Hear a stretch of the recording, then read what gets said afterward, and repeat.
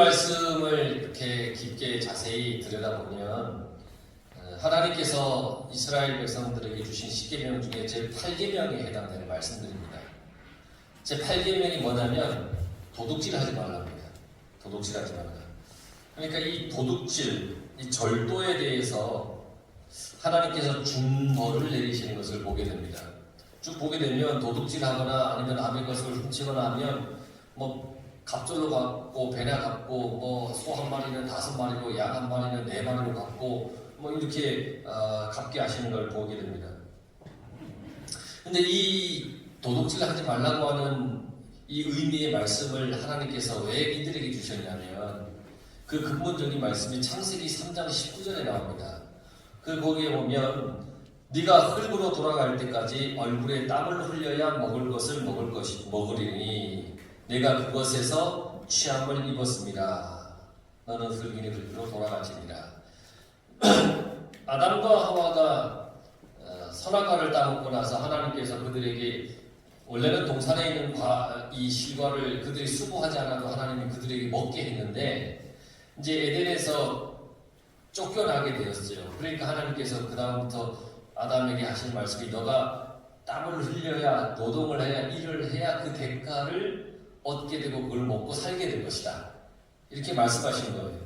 그러니까 사람은 땀을 흘려서 일을 해야 된다는 거죠. 수고가 있어야 된다는 겁니다. 그런데 이 절도를 하고 도둑질을 하는 거는 땀 흘린 수고가 아닙니다.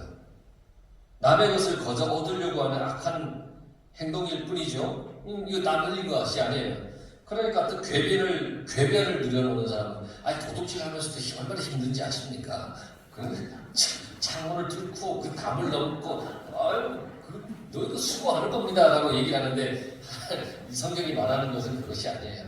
다른 사람이 열심히 일해 놓은 것을 훔치는 행위일 뿐이에요. 오늘 말씀에서 하나님께서 우리에게 하시는 중요한 말씀은 어떤 단순한 결과보다는 그 결과보다 더 중요한 것이 우리의 내면의 어떤 그 동기, 이 과정, 이게 중요하다는 거예요. 내가 어떤 마음을 품고 있는가, 그게 중요하다는 겁니다. 그러니까 도둑질하는 것은 어떤 마음입니까? 빼앗는 것이고 남의 수고를 훔치는 것이잖아요. 그러니까 아무리 담을 넘는 땀을 흘려도 그것은 그 땀이 아니라는 얘기예요. 악한 동기를 가지고 얻는 결과는 하나님께서 인정하지 않는다는 거예요. 그래서 결과가 나의 기대에 미치지 못해도 그 과정이 올바르다면 하나님은 괜찮다 하시네요. 우리는 열매도 아름다워야 돼요. 물론 아름다운 열매는 좋아요. 그런데 그 열매를 위해서 악착같이 과정은 무시한 채 열매만 바라보고 가는 것을 원하시는 분이 하나님이 아니세요. 우리의 모든 과정이 올바르기를 원하시는 거예요. 이게 하나님이세요. 또 오늘 말씀을 보면 다른 사람의 재산에 탐욕을 품는 사람은 오히려 자신이 가지고 있는 것조차 잃게 된다는 것을 가르쳐 주시는 거예요. 소 한 마리를 훔치면 5마리를 변상해야 되는 거예요. 그러니까 남의 재산을 탐욕을 품다가 결국은 그게 도둑질인 줄 이제 밝혀지면 내 것을 5개나 변상을 해야 되는 거예요. 내 것을 잃게 된다는 거예요. 이걸 가르쳐 주시는 거예요. 그런데 이 모든 것의 근본 정신은 뭐냐면 이웃을 사랑하라는 겁니다. 하나님께서 우리에게 주신 이 율법, 하나님의 법의 근본 정신은 뭐냐? 사랑인 거예요. 사랑. 이웃을 사랑하라는 겁니다. 이웃을 사랑하는데 이웃의 것을 훔칠 수는 없죠. 이웃을 사랑하는데 어찌 남의 이웃의 것을 아무렇지도 않게 내가 절도를 할 수 있겠어요? 그래서 하나님은 늘 성경을 통해서 우리에게 하시는 말씀이 너는 하나님을 사랑해라. 그리고 내 이웃을 사랑해라. 이렇게 우리에게 가르쳐 주십니다. 끊임없이 우리에게 이것을 가르쳐 주시고 성경은 끊임없이 이것을 우리에게 가르쳐 주시는 말씀이에요. 도둑질은 이웃을 사랑하는 것이 아니에요. 고의적으로 남에게 손해를 입히는 것도 이웃을 사랑하는 것이 아니에요. 내가 하는 행동이 이웃을 사랑하는 마음에서 하는 것인지 아닌지를 우리는 잘 살펴봐야 되는 거예요. 만약 이웃을 사랑하는 마음 없는 행동이라면 그건 하나님의 뜻에서 벗어나는 거예요.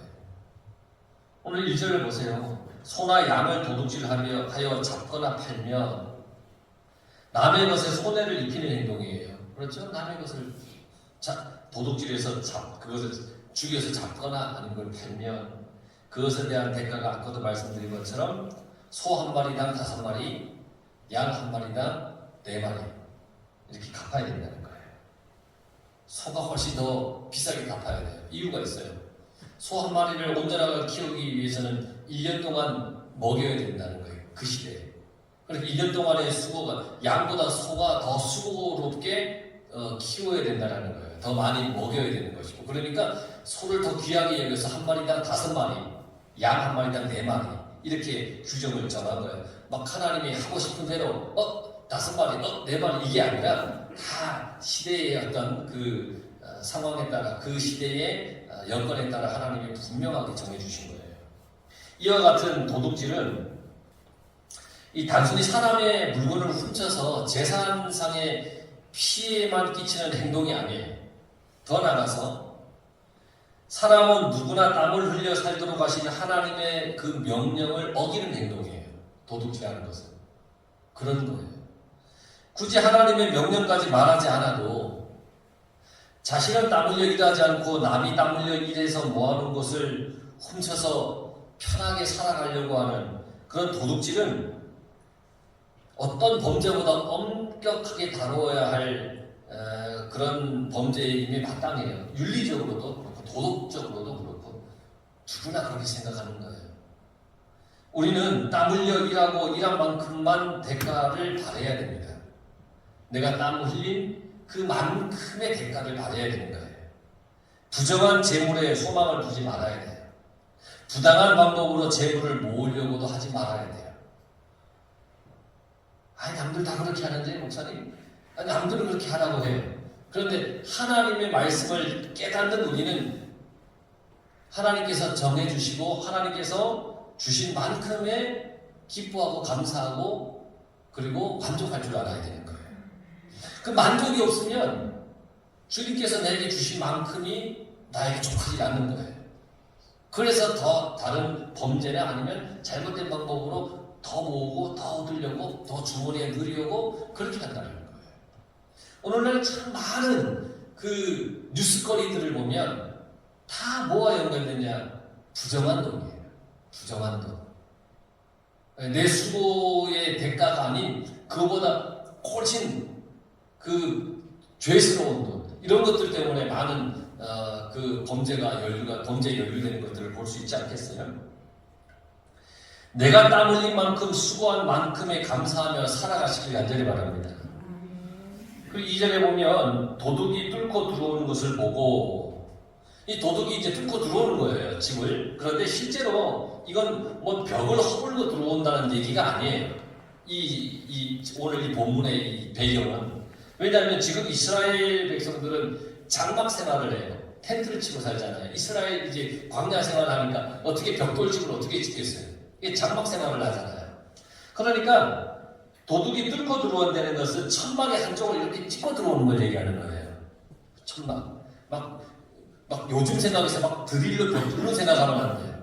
그 천막 살짝 선막을 찢어서 들어오는 거예요. 근데 이건 자연스럽게 이 천막을 살짝 찢는 행위는 언제 하겠어요?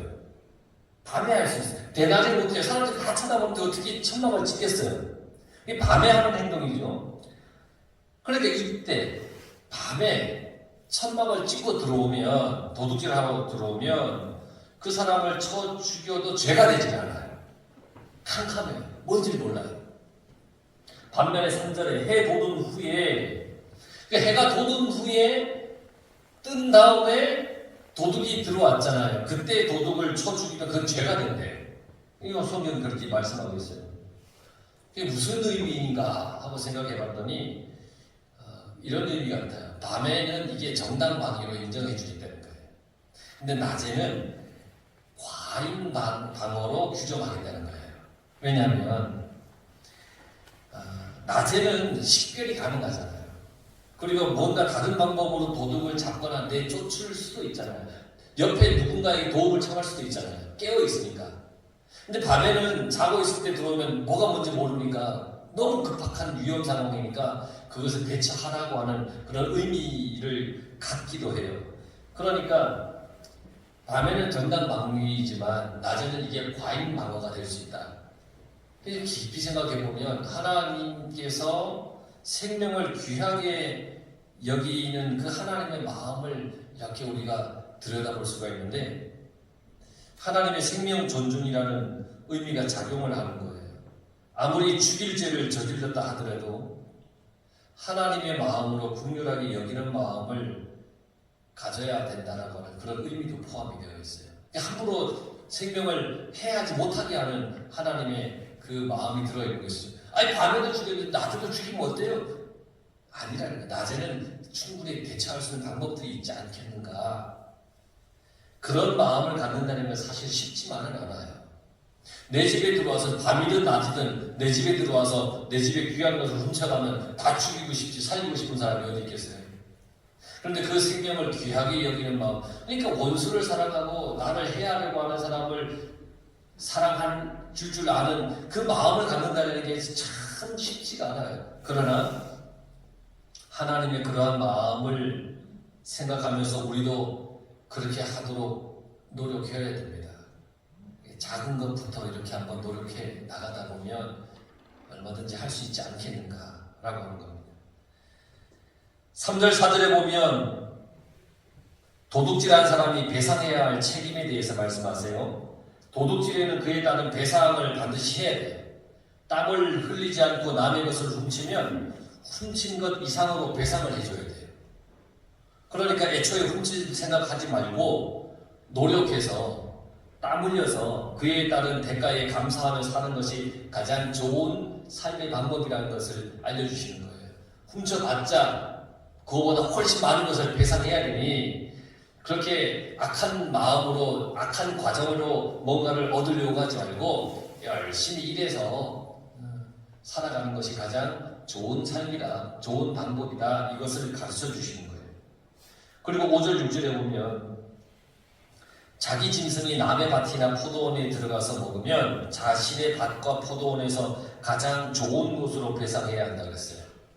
자기 밭에 불을 놓았는데 남의 밭에 옮겨져서 남의 밭을 태우면 그것에 대한 배상도 해야 된다는 거예요. 굉장히 이 자세한 어떤 삶의 이 규칙들에 대해서, 규범들에 대해서 말씀해 주고 있잖아요.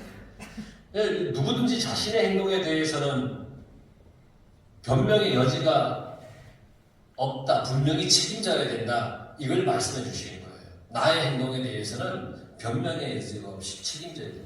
그냥 실수였다고 말만 해서는 안 된다는 거예요. 배상해야 된다는 거예요. 여러분 주변에 보면 어떤 일을 할 때는 자기가 하고 싶은 대로 막 했다가 막상 그 결과에 대해서는 책임을 지지 않으려는 사람들이 참 많아요. 내 마음대로 하겠다가 결과가 좋지 않아. 그러니까 아야 몰라 그러면서 책임을 지지 않으려고 하는 사람이 있어요. 근데 이게 교회 안에서도 그런 사람들이 있어요. 행동뿐만 아니라 말로도 그럴 때가 있다는 거예요. 말의 실수를 할 때가 있어요. 여러분 말의 실수를 해놓고 어물쩍 넘어가려고 할 때 있잖아요. 내가 말을 잘못했고 말의 실수를 했으면 가서 정중하게 사과하고 정말 미안한 마음을 가져야 되는데 어물쩍 넘어가려고 할 때가 있어요. 그러나 그것은 옳은 행동이 아니라는 거예요. 남의 것을 손에 입혔는데 어물쩍 넘어가려고 하는 것도 잘못된 행동이라는 거예요. 내가 배상해야 된다는 거예요. 내가 배상하려고 할 때 손에 입은 사람이 아이 괜찮다고 아이 괜찮다고 라고 하면 모르겠지만 내가 하려고 하는 마음을 먼저 가져야 된다는 거예요. 책임질 것은 책임져야 하고 사과해야 될 것은 반드시 사과해야 되는 겁니다. 그렇게 살아가야 된다라고 하는 것을 가르쳐 주시는 거예요. 사무엘상 15장에 보면 이스라엘이 아말렉과 전쟁을 합니다. 그리고 아말렉을 다 진멸해요. 모두들이 다 진멸을 해요. 하나님이 그렇게 하라고 했어요. 그리고 하나님의 그 명령인데 그걸 이 사울 왕이 어기고 양과 소 중에 좋은 것을 그냥 전리품으로 가지고 왔어요. 이 사울 왕이 그렇게 하나님의 명령을 어긴 것에 대해서 사무엘 선지자가 와서 책망을 해요. 너 이 소 방울 소리가 뭐냐? 하나님이 다 진멸하라고 했는데 왜 남겨왔느냐? 근데 이 사울이 자기가 잘못했으면 아이고 잘못했습니다 해야 되는데 자기의 잘못을 인정하지 않고 변명만 늘려놓는 거예요. 아이 내가 좋은 것을 가져다가 하나님 앞에 내가 제사 드리려고 가져온 재물을 삼으려고 좋은 거 가져온 건 아닙니까? 막 그러는 거예요. 그때 사무엘이 하나님의 말씀을 대신해서 있는 말씀이 있잖아요. 순종이 제사보다 낫다.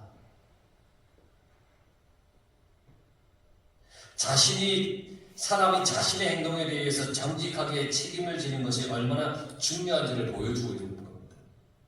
그 사건을 통해서 하나님은 사울을 버리신 거예요. 하나님 앞에 내가 잘못했으면 아이고 하나님 잘못했습니다라고 회개를 해야 되는데 이런저런 변명을 늘어놓는 것 이런 삶을 살아서는 안 되는 거예요. 우리가 살다 보면 실수도 하고 잘못도 합니다. 그럴 때 잘못을 숨기고 책임을 회피하려고 해서는 안 돼요. 자신의 잘못을 인정하고 그것에 대한 책임에 감당하려고 하는 마음을 가져야 되는 겁니다. 당장에는 그게 수치스러울 수도 있어요. 어떤 물질의 손해가 될 수도 있어요. 그러나 나의 중심을 보시는 하나님을 기억한다면 이 잘못과 실수를 숨기는 것이 아니라 인정하고 책임지는 것 이게 그리스도인의 삶이라는 겁니다. 그리고 9절에 보면 무고에 대한 이야기가 나옵니다. 여러분 무고죄라고 하는 걸 참 많이 우리가 요즘 얘기를 하지 않습니까? 정치권에 봐도 요즘 무고죄라는 것을 서로 너무 많이 얘기를 하는 것 같아요. 이 무고라고 하는 것은 사실이 아닌 것을 거짓으로 꾸며서 해당 기관에 고소하거나 고발하는 것을 무고라고 합니다. 그러니까 사실이 아닌 것을 거짓으로 꾸며서 고발하는 것, 고소하는 것. 어떤 물건에 대해서 자기 것이 아닌데 자기 것이라고 하면 그 물건을 착복하는 게 돼요. 내 게 아닌데 내 거라고 그러는 거예요. 이게 도둑질이에요. 그래서 2배나 배상하라고 그랬어요. 반대로 자기 것이 맞는데 어떤 사람이 아니라고 내 것이라고 그렇게 말해서 그 어떤 사람이 거짓말을 하였다면 거짓말한 그 사람이 원래의 주인에게 또 2배를 줘야 된다. 배상하라는 거예요. 죄 없는 이웃에 대해서 무고한 경우도 도둑질에 해당된다는 겁니다. 죄 없는 이웃에게 거짓을 뒤집어 씌워서 고발하고 죄 있게끔 만드는 것도 도둑질이라는 거예요. 이웃에 대해 무고가 얼마나 큰 죄인지를 말해주고 있는 거예요. 사실이 아닌 것을 사실 거짓말을 꾸며서 그를 위험에 처하고 공경에 처하게 하는 것 이것도 잘못된 행위라고 하나님께서 가르쳐 주시는 거예요. 이웃에 대해서 전혀 사실이 아닌데 헛소문이나 거짓 소문을 퍼뜨려서 이웃으로 하여금 억울한 누명을 쓰게 하고 고통을 당하게 하는 일들이 얼마나 요즘 세상에 많은지 모릅니다. 증거 있어? 이러면서 막 그렇게 거짓으로 뒤집어 씌워요. 심지어 교회 안에서도 성도들을 시기하고 모함하여서 큰 마음의 상처를 주는 경우들도 있습니다. 우리 교회는 그런 분들이 단 한 분도 안 계십니다. 단 한 분도 안 계십니다. 근데 정말 간혹 보면 그런 교회 안에서도 그런 무고에 관련된 그런 일들이 있는 것을 봐요. 이것들은 무서운 죄입니다. 도둑질과 같은 죄로 본다는 것은 심각한 죄라는 겁니다. 거짓으로 남에게 뒤집어 씌우는 것. 그러니까 이웃에 대해서 성도에 대해서 말을 할 때 늘 우리는 조심해야 됩니다. 내가 하는 말과 행동이 내 이웃에게 내 교우들에게 상처를 주는 것은 아닌가? 우리가 깊이 한번 생각하면서 말을 해야 되는 것이에요. 우리는 모든 말과 행동에 그래서 주의해야 됩니다. 남을 모함하는 자리에 가지도 말아야 됩니다. 남을 모함하는 소리를 들으면 그러지 말라고 해야 됩니다. 같이 동조해서도 안 됩니다. 남을 욕하는데 같이 욕해서도 안 됩니다. 하지 말자고 해야 됩니다. 하나님은 모든 사람이 하나님의 사랑 안에서 살기를 원하시는 분이십니다. 그러니까 여러분 무고 거짓으로 누군가에게 뭔가를 덮어 씌우려고 하는 잘못된 행위를 우리는 멀리 해야 되는 겁니다. 그리고 서로 믿음 안에서 믿어주며 살아가기를 하나님은 원하세요. 이게 11절이에요. 여호와께 맹세할 것이요. 어떤 사람이 자기의 행동이 절대 고의적이 아니라고 할 때에 믿어주라는 거예요. 나 절대 고의가 아닙니다. 내가 하나님 앞에 맹세합니다. 이럴 때 믿어주라는 거예요. 그가 하나님의 이름으로 맹세하면 믿어줘야 된다는 거예요. 하나님의 이름으로 맹세하는 사람도 그 위기를 모면하려고 하나님의 이름으로 맹세해서는 안 되는 거예요. 그러니까 서로 간에 신뢰와 믿음이 있어야 되는 거예요. 이 사람이 내가 정말 하나님의 이름으로 내 맹세합니다. 내가 고의로 그런 것이 아닙니다. 그러면 피해를 입은 사람이 정말 고의가 아니었구나 라고 믿어줘요. 근데 이 하나님의 이름으로 맹세하는 이 사람도 자기의 양심 속에 정말 그게 거짓이 없어야 되는 거예요. 이런 건 서로의 신뢰가 바탕이 되어야 되는 것이죠. 불신과 의심의 마음을 버려야 가능한 일이죠. 여러분, 점점 신뢰가 사라져가는 시대를 살아가고 있는 것은 분명한 것 같아요. 요즘 세상은 점점 신뢰가 사라지는 것 같아요.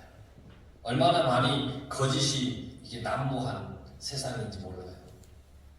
네, 여러분, 시대가 그렇다고 해서 그리스도인인 우리도 그렇게 살아서는 안 됩니다. 시대가 그렇다고 하더라도 그리스도인인 우리는 정직하게 신뢰하며 믿으며 그렇게 살아가야 됩니다. 내가 신뢰받는 삶을 먼저 살아야 됩니다. 그게 빛과 소금의 삶입니다. 빛과 소금의 삶. 주님이 우리에게 가르쳐 주신 그 삶입니다. 나부터라도 그렇게 살아가면 여러분 조금씩 하나님의 나라를 이루어가지 않겠습니까?